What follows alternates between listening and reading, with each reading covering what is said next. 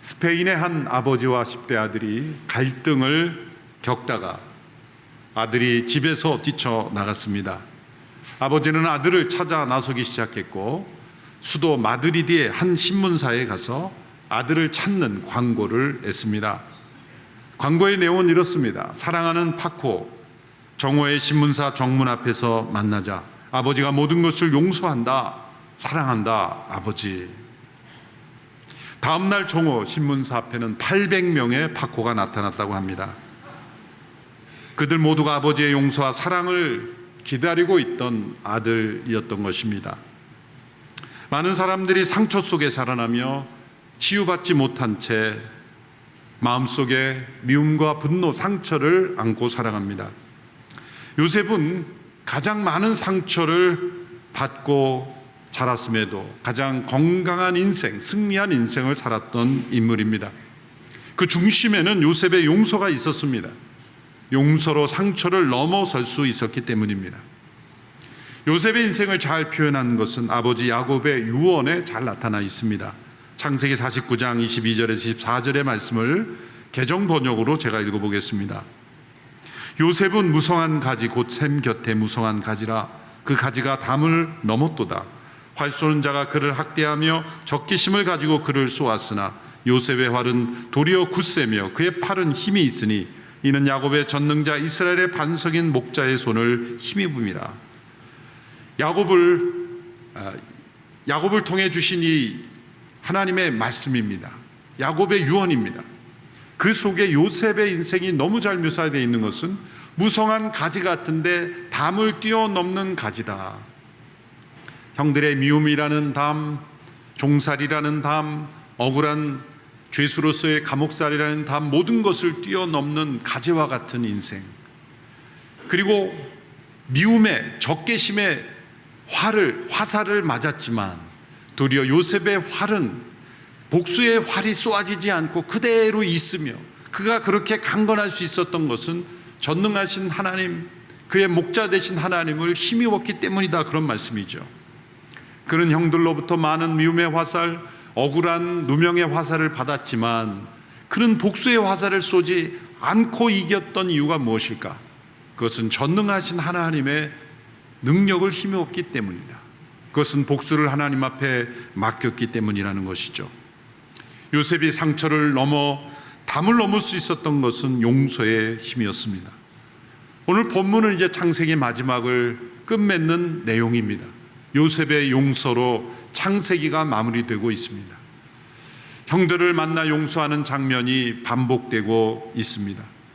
형들 때문에 종살이를 해야 했고 그리고 억울하게 옥살이를 해야만 했습니다.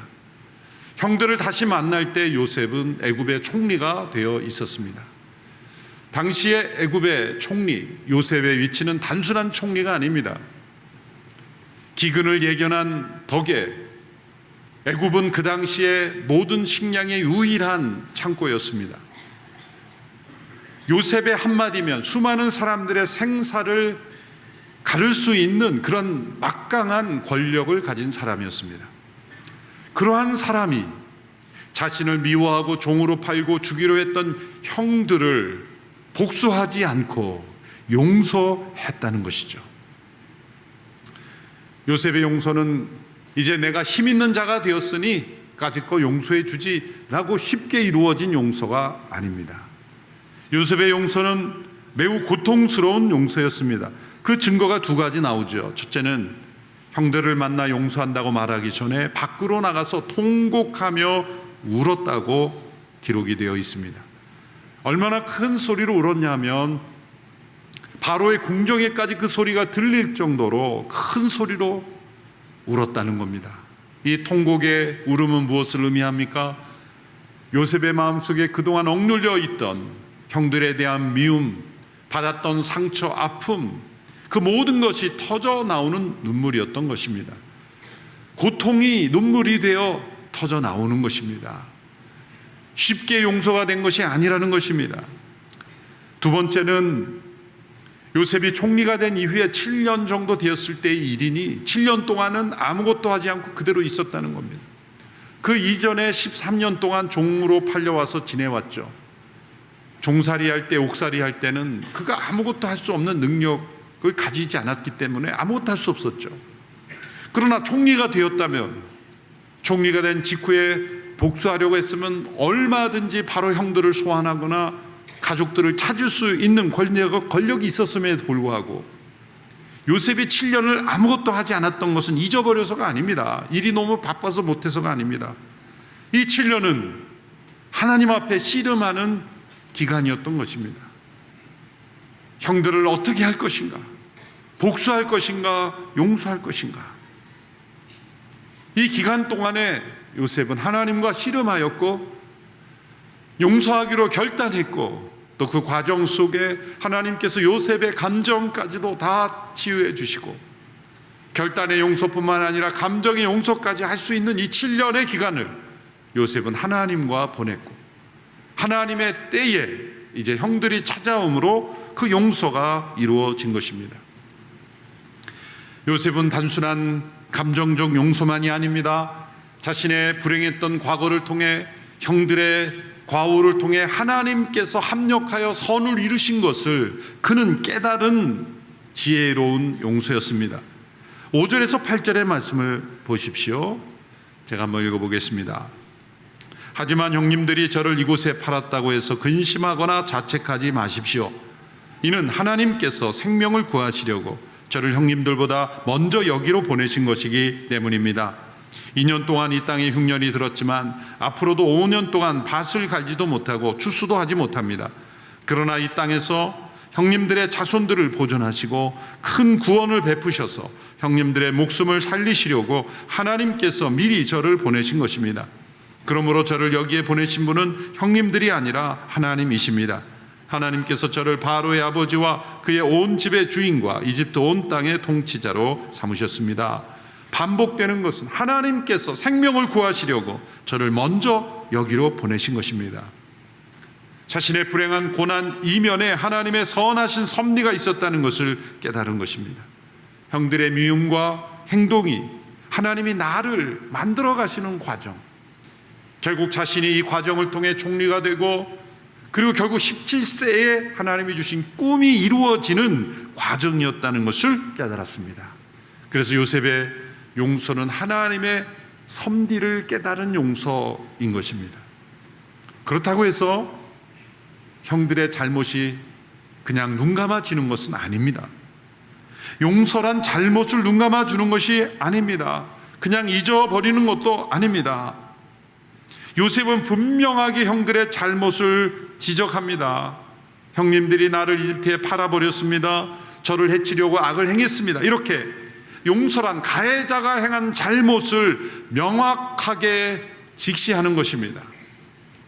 가해자의 잘못이 무슨 잘못인지를 명확하게 드러내는 것입니다. 또한 그 문제로 인하여 내가 어떤 상처를 받았고 그것이 나의 감정에 어떠한 부정적인 영향력을 주고 있는지 또한 직시하는 겁니다. 자신에게 가해진 상처 또한 직시하는 거예요. 가해자의 잘못을 분명하게 직시하고 또한 피해자에게 주어진 상처가 어떤 상처인지를 직시하는 것, 이것을 그대로 인정하고 드러내는 것, 이것입니다. 거기서 그치는 것은 아닙니다. 결국 이것을 하나님 앞에 가지고 나와 그리스도의 십자가 앞에 내려놓고 십자가에서 나타난 하나님의 사랑이 이 문제를 어떻게 치료하시는지를 우리가 경험하는 것입니다. 요셉의 용서가 이제 내가 가진 자, 힘 있는 자, 권력자가 되었으니 이제 나를 상대할 수 없으니 내가 용서해 주지, 이렇게 힘 있는 자가 봐주는 게 용서가 아닙니다. 하나님께서 죄인된 나를 그리스도의 십자가에서 어떻게 용서하셨는지를 체험하고 그 용서받은 자가 나에게 해를 끼쳤던 악을 행했던 이를 용서하는 것, 이것이 진정한 용서입니다. 그리스도의 십자가는 모든 인간의 죄 가운데 있는 인간들에게 부어줘야 될 하나님의 진노를 거두시고 우리를 의롭다 용서하시는 하나님의 용서의 사건입니다. 그리스도의 십자가 아니고는 우리가 하나님의 용서를 받을 길이 없습니다. 그 용서를 체험한 사람들이 이제 나에게 잘못 행한 사람을 용서할 수 있는 것, 이것이 진정한 용서입니다. 그러므로 용서의 황금률은 이렇게 정리해 볼 수 있습니다. 우리가 보통 황금률 그럼 무엇입니까? 다른 사람이 나에게 해주기 원하는 그대로 행해주라, 이거 황금률이 아닙니까? 그런데 용서의 황금률은 그것이 아닙니다. 다른 사람이 나에게 해주기 원하는 대로 그렇게 용서해 주는 게 아니라 하나님께서 그리스도 안에 그분의 십자가를 통해서 나에게 행해 주신 대로 다른 사람에게 행하라는 것입니다. 데이비 시멘즈라는 상담치유 전문 사역자가 계시죠. 두란노에서 이분의 책을 거의 다 번역을 많이 했습니다. 매우 귀한 책인데 여러분들이 이분의 책을 꼭 다 읽어보시기 바랍니다. 대부분의 사람들이 겪는 이 정서적, 심리적, 정신적 문제의 원인을 이분은 두 가지로 결론을 내립니다. 많은 케이스를 상담하고 결론을 내린데, 첫 번째는 무조건적인 은혜와 용서를 경험하지 못한 것이고, 두 번째는 그것을 경험하지 못했기에 다른 사람을 무조건적으로 용납하고 용서하지 못하는 것. 이 두 가지가 모든 사람들의 마음의 문제에 뿌리 내려져 있는 근본적인 원인이다. 어린 시절에 오늘 유아 세례를 받고 또 새로 나온 아기들, 이렇게 정말 영유아기 때는 무조건적인 용납을 받아야 돼요. 그 무조건적인 용납이 있는 기간이 있어야 됩니다. 아무리 비싼 물건을 떨어뜨리건 무슨 일을 해도 용납이 필요한 시기예요. 그렇죠? 아기가 울어도 예배 시간에는 용납이 되잖아요. 그렇잖아요. 다 용납이 되는 겁니다. 그런데 갓난아기를 티는 신혼부부가 대소변을 못 가지는 아기를 보고 너가 사람으로 태어나서 이럴 수 있니? 그렇게 아무리 따져봐요. 너 어떻게 사람인데 이럴 수 있니? 그렇게 무조건적인 용납을 못하고 자란 아이들은 놀랍게도 그의 영혼에 깊은 상처가 주어지는 거죠. 아무리 좋은 지식 교육을 받아도 받아야 하는 그 무조건적인 용서와 용납을 경험하지 못한 영혼은 심각한 문제를 경험하게 됩니다. 그래서 예수님께서 우리가 하나님께로부터 받는 무조건적인 은혜의 용서와 다른 사람에게 베푸는 용서를 하나로 묶어서 예수님 말씀하셨어요. 주기도문에서 마지막 부분에 예수님이 주기도문에서 이렇게 가르쳐주죠. 6장 12절의 말씀을 보십시오. 같이 읽습니다. 시작. 우리가 우리에게 죄 지은 자를 용서한 것 같이 우리 죄도 용서해 주소서. 이렇게 주기도문에게 가르쳐 주신 후에 주기도문 가운데 이 부분만 다시 해설해 주십니다. 그것이 14절 15절의 말씀입니다. 우리 같이 읽어볼까요? 시작. 너희가 너희에게 죄 지은 사람을 용서하면 하늘에 계신 너희 아버지께서도 너희를 용서하실 것이다. 그러나 너희가 남의 죄를 용서하지 않으면 너희 아버지께서도 너희 죄를 용서하지 않으실 것이다. 자, 이 말씀을 얼핏 보면 오해하면서 이런 질문을 던질 수 있습니다. 우리가 하나님의 용서를 받는 조건이 다른 사람을 용서해야 된다면 하나님의 용서는 무조건적인 용서가 아니지 않습니까? 다른 사람에 대한 용서가 우리가 구원받을 수 있는 조건이라는 뜻입니까? 그것은 은혜의 복음에 배치되는 것 아닙니까? 우리가 하나님의 용서를 받으면 예수 그리스도께서 나를 대신하여 십자가에 죽으셨음을 믿음으로 받아들이면 용서받는다고 하고 의롭다 된다고 하셨는데 왜 남의 죄를 용서해야만 하나님의 용서를 받을 수 있다고 그렇게 말씀하시는 것일까요? 이런 질문을 던질 수 있습니다. 그러나 이 말씀은 다른 사람을 용서하는 것이 우리가 하나님의 용서를 받는 조건이라는 뜻이 아니라, 다른 사람을 용서해야 구원받을 수 있다는 뜻이 아니라, 하나님은 그리스도 안에서 우리가 용서치 못하는 마음일지라도 나의 죄를 그리스도의 십자가 안에서 이미 용서하셨고 기다리고 계십니다. 그것은 하나님이 다 이루신 것입니다.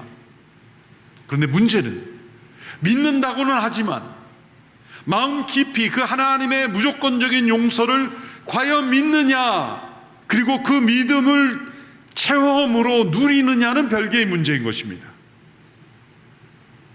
그럼 무엇을 보면 알 수 있는가? 다른 사람에 대하여 행하는 용서를 보면 알 수 있다는 겁니다. 만일 하나님의 완전하시고 온전한 무조건적인 용서를 믿고 체험하고 누리고 있는 사람은 반드시 어떠한 열매가 나타나면 다른 사람에 대한 용서로 그것이 나타나는 것이라는 겁니다. 만일 그러한 모습이 없다면 하나님은 다 용서하셨지만 그 하나님의 용서를 내가 누리지 못하고 있다는 거예요. 용서받지 못한 자처럼 살아가고 있다는 거예요. 그것이 연결되어 있기 때문이죠. 그러므로 하나님의 용서를 진정 받아들였는지 받아들이지 않았는지를 알 수 있는 방법은 무엇입니까? 다른 사람을 용서할 수 있는지, 그것이 바로 시금석이 된다는 겁니다. 사람은 하나님이 나를 용서하셨음을 받아들인 만큼 다른 사람을 용서할 수 있다는 것입니다. 예수님께서 비유로도 이런 말씀을 주셨죠. 1만 달란트를 탕감받은 종이 자신에게 100데나리온 빚을 진 종을 용서하지 않았다, 탕감해 주지 않았다는 겁니다. 여기서 1만 달란트라는 가치가 중요한 거예요. 한 달란트는 보통 그 당시 한 30년 정도 일한 사람의 전체 품삯이 한 푼도 쓰지 않고, 그러니까 30년 동안 모든 월급을 다 소득을 모은 가격이라고 보시면 돼요. 한 달란트가. 그런데 그것이 1만 달란트니 그건 한 사람이 갚기에 불가능한 가치입니다. 그런데 100데나리온은 한 데나리온이 하루 품삯이에요. 그러니 100일 동안의 품삯이니 얼마든지 갚을 수 있는 겁니다. 그런데 자신은 1만 달란트를 탕감받고서 100데나리온을 탕감해 주지 않는 그 심리는 어디서 나온 것일까? 그런데 그 지적은 바로 우리에게 주시는 지적입니다. 우리가 하나님 앞에 받은 용서는 씻을 수 없는, 받을 수 없는 용서입니다. 영원한 형벌에 처해져야만 하는 죄인된 인간, 반역자인 우리들의 죄를 그리스도의 십자가에서 완전히 용서받은 것은 1만 달란트에 탕감받은 일인데, 우리가 서로 주고받은 상처와 아픔은 100데나리온의 그것께 비하면 가능한 일임에도 불구하고 그것을 하지 않는 이유는 무엇일까? 그래서 이 비유를 다시 해석하면 이런 이유가 가능합니다. 100데나리온이라도 받아서 1만 달란트를 좀 갚아볼까?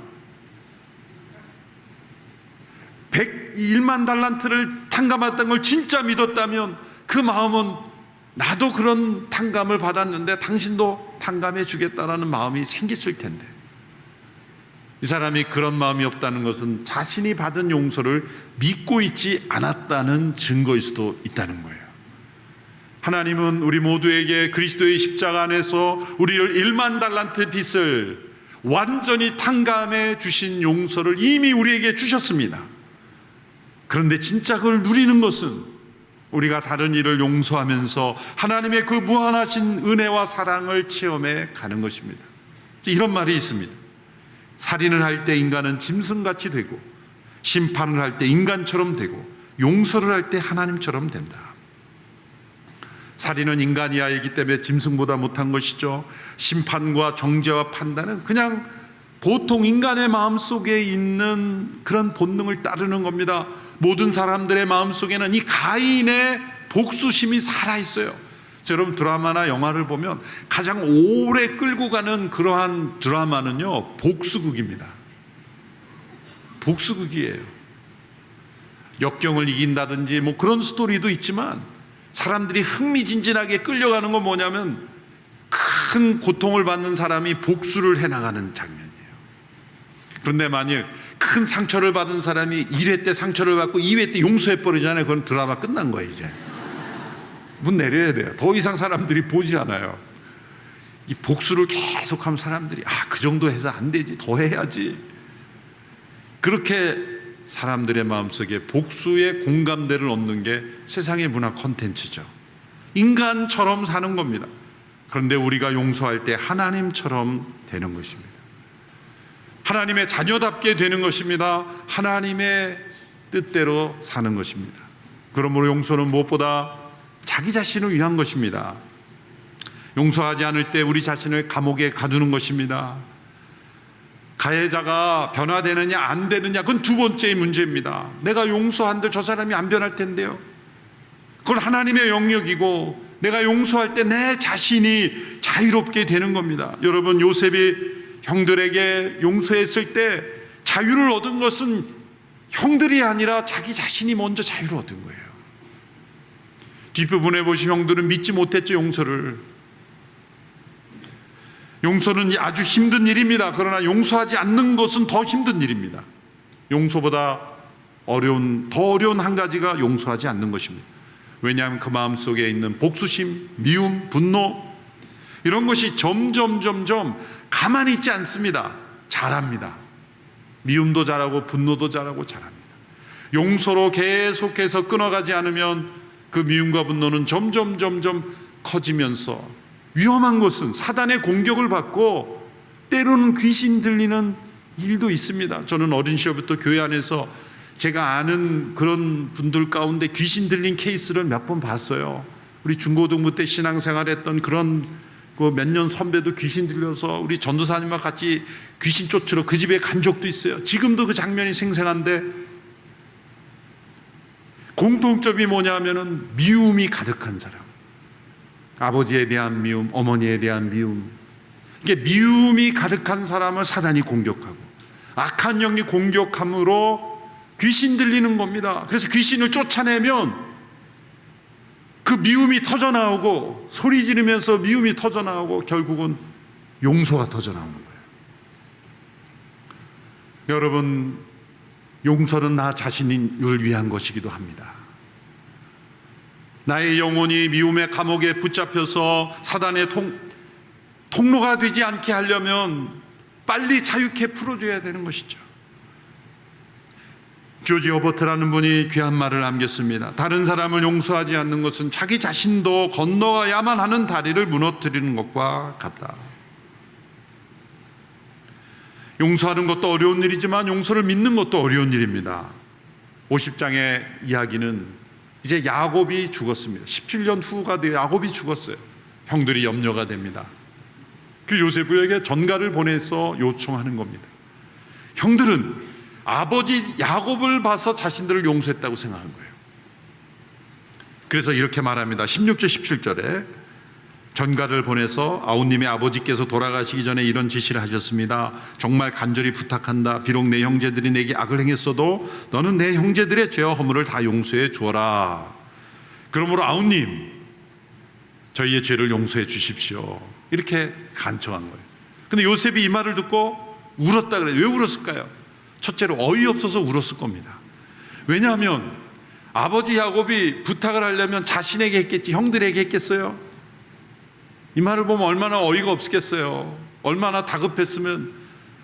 저는 거짓말이라고 생각합니다. 아버지가 하지도 않은 말을 가지고 아버지가 이렇게 부탁했으니 우리를 용서해달라고 아버지 이름을 빌어서 그렇게 부탁한. 또 한 가지는 안타까워서 온 것입니다.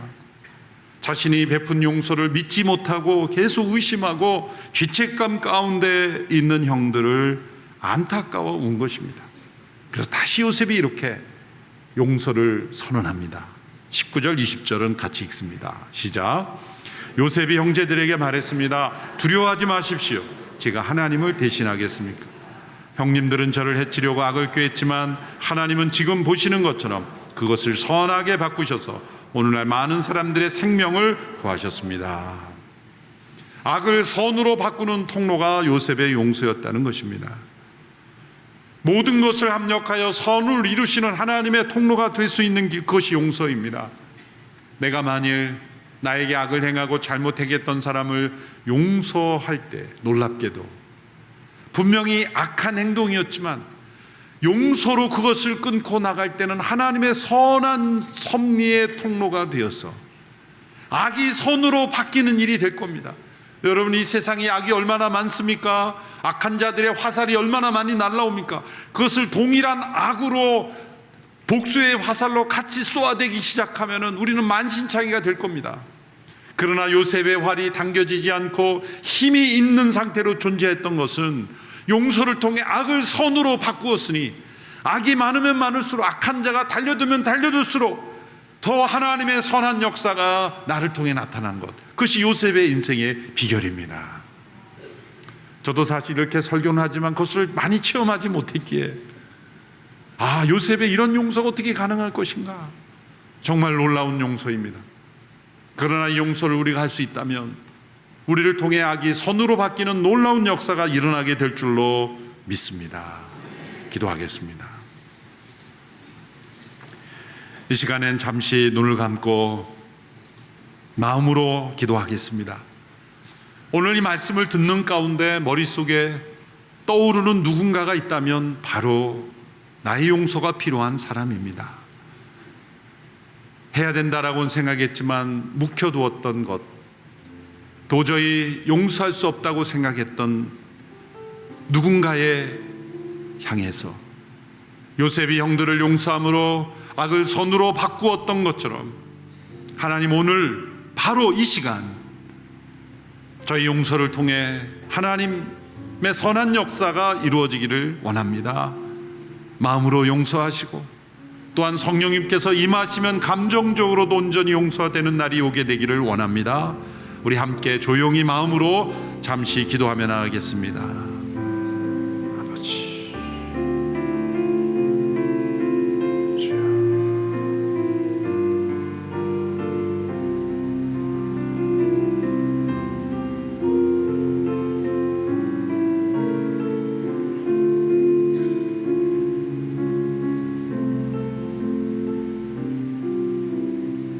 하나님 아버지, 용서할 수 없는 마음으로 있었던 누군가를 위하여 기도했습니다.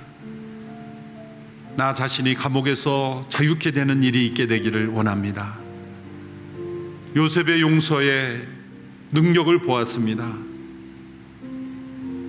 가지가 담을 뛰어넘는 인생을 보았습니다. 오늘 우리에게 그 능력과 은혜를 허락하여 주시옵소서.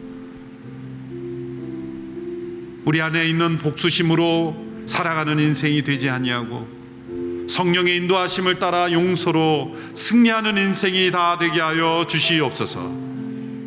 예수님의 이름으로 기도합나이다.